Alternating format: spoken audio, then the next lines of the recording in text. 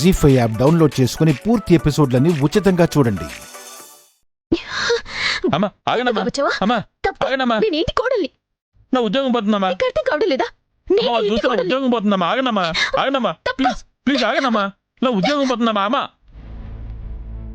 అమ్మా ఆగనమ్మా, అమ్మా అమ్మా నా ఉద్యోగం పోతుందమ్మా, అమ్మా ఆగనమ్మా, ప్లీజ్ అమ్మా, అమ్మా ప్లీజ్ అమ్మా, అమ్మా అమ్మా ప్లీజ్ అమ్మా ఆగనమ్మా, అమ్మా చెప్తే అర్థం కట్టలేదమ్మా, వెళ్ళిపోమ్మా ఇక్కడి నుంచి. సార్ తిడతారు వస్తే.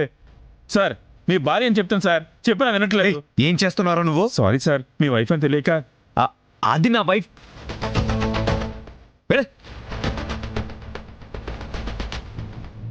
నువ్వు మళ్ళీ ఎందుకు వచ్చావు?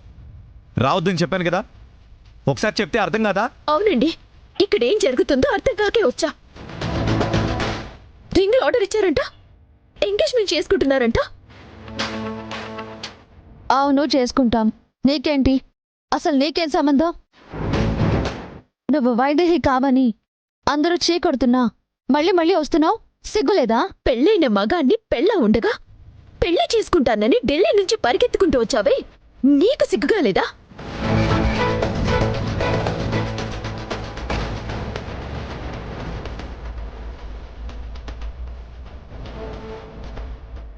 వైశాలి, మర్యాదగా మాట్లాడు.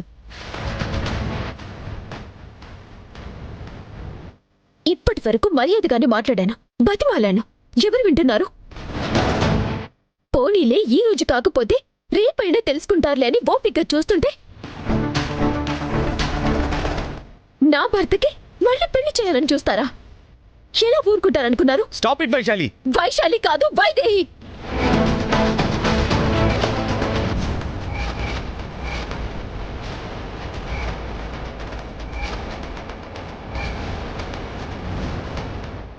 ఇంట్లో వాళ్ళు ఏదో చెప్పారే అనుకోండి, మీకేమైంది? వైదేహి ప్రాణమన్నారు, వైదేహి తప్ప ఇంకెవరికి జీవితంలో చోటు లేదన్నారు. ఇక్కడ మీ కళ్ళ ముందు నేనుండగానే ఇంకో పెళ్లికి సిద్ధపడుతున్నారా? అసలు నేను నిజంగా ప్రాణాలతో లేకపోయినా ఇంత తొందరగా మళ్ళీ పెళ్లి గురించి ఆలోచిస్తారని నేను ఊహించలేదు.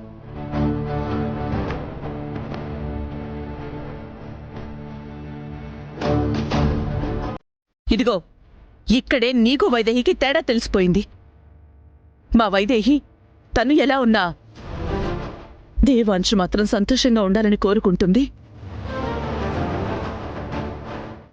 నిజంగా తను సంతోషంగా ఉంటాడు అంటే దగ్గరుండి మరీ పెళ్లి చేస్తుంది. ఇలాంటి మాటలు చెప్పి ఆయన మనసుని మార్చేశారా?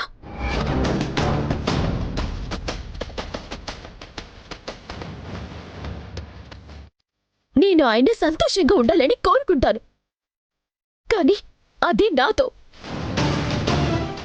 అంతేగాని నాకు అన్యాయం చేసి వేరే వాళ్ళతో బతకమని కోరుకోను.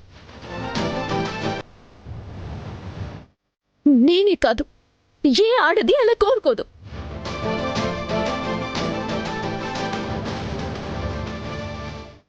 అసలు నువ్వు వైదేహి కాదంటే అన్యాయం జరుగుతుందంటావేంటి?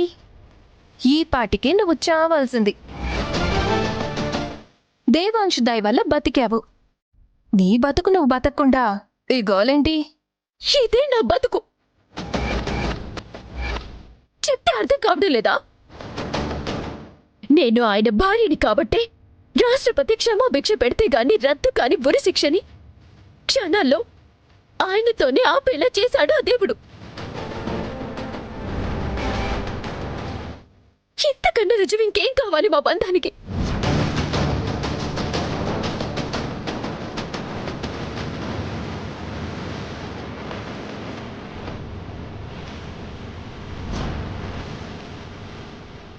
తప్పు చేశాను దేవాంశ్. నువ్వు తన మీద జాలి చూపిస్తే నీ మానవత్వానికి తల వంచి తప్పు చేశాను. ఆయన క్షమాభిక్ష పెడితే మనిషి మారుతుందనుకున్నాను, కానీ ఇంకా ఇలాగే ఉంటుందనుకోలేదు. చూడమ్మా, వైదేహికి దూరమైన మా ఇంట్లో దీపం వెలిగించటానికి మా అలేఖ్య వచ్చింది. ఇంత బాధలోనూ ఓ ఓదార్పు. దాన్ని చెడగొట్టుకో, వెళ్ళిపో. అత్తయ్య ఆపుతారా?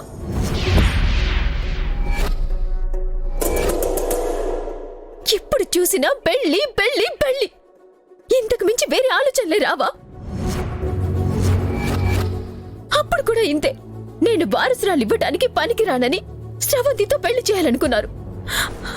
అప్పుడు పెరిగిన మా భార్యాభర్తల మధ్య దూరం అలాగే ఉండిపోయింది. అసలు మీరు ఆ రోజు పెళ్లి గురించి ఆలోచించకపోయింటే ఈ రోజు మా పరిస్థితిలా ఉండేది కాదు. దీనంతటికీ కారణం మీరే. మీ వల్లే మా జీవితాలు ఇలా తయారయ్యాయి.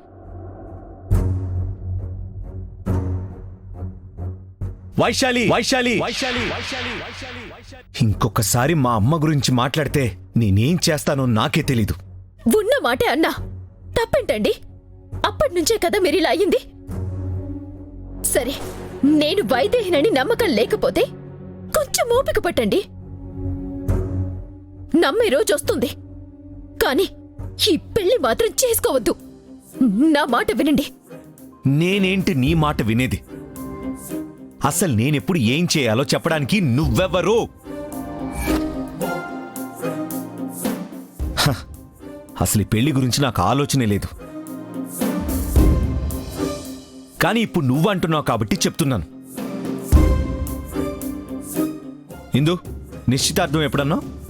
నా పుట్టినరోజు నాడు మనవడా. అదే ఖాయించే. తర్వాత పెళ్లి ముహూర్తాలు కూడా పెట్టించు. ఎవరడ్డొస్తారో నేను చూస్తా.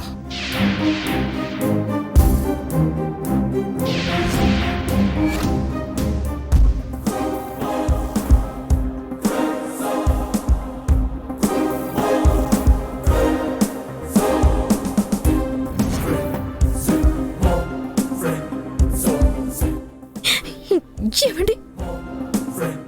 అలేఖ్య, తీసుకెళ్ళమ్మా. ఏమండి? ఏయ్, అనవసరంగా నిన్ను కాపాడాను. రా, పద. వదులు. రా. ఏమండి? నోర్మోయ్. ఏమండి?